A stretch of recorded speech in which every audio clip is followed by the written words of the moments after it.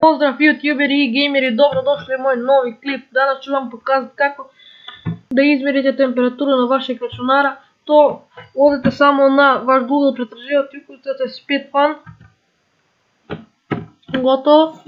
Sad kad ukucate to, samo malo sačekate to da otvori. Evo ga otvorio i ovdje odete na ovo treto. To jest, tu kliknete na njega. Malo sačekate to da otvori. Isto tako. Sad odete na ovdje download now.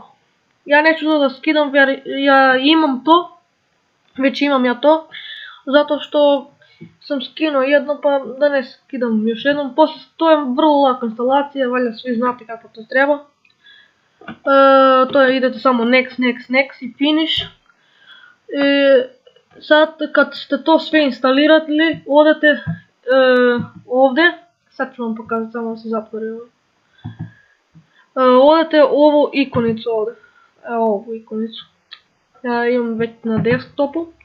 Odete, otvorite to i ovdje odete na da. Sad malo sačekate samo da vam otvori. Evo ga, otvorio je, samo malo sad sačekate da on izmeri to sve.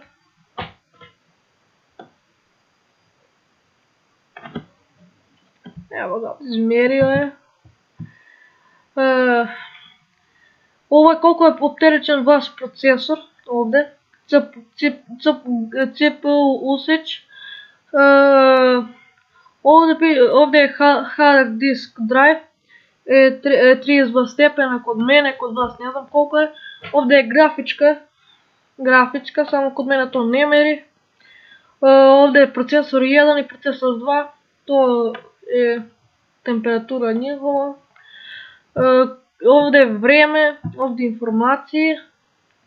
Ovdje, ja ne znam šta je ovo, ovdje je smart nešto. I ovdje da obilježite za koliko vremena, na primjer, sakate da vam se isključi kompjuter ili nešto tako.